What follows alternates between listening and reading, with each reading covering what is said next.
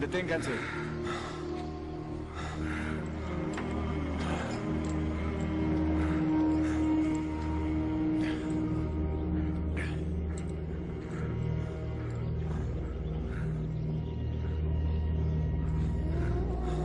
¡Voltéalo!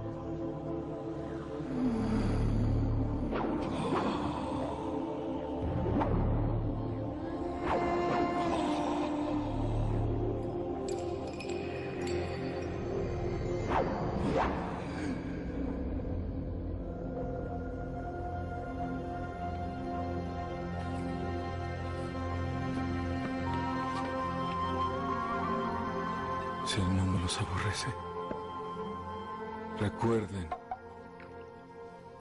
que me aborreció antes. Ningún siervo es mayor que su señor. Si me persiguieron, ustedes también.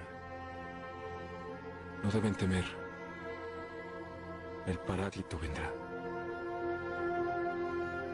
Les enviaré al Espíritu de la verdad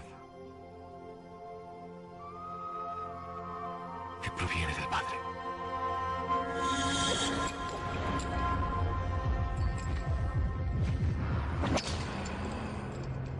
¡Basta!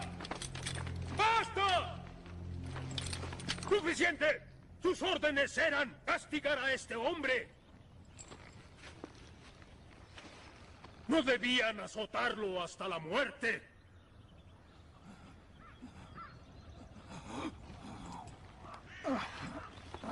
Llévenselo. ¡Ahora!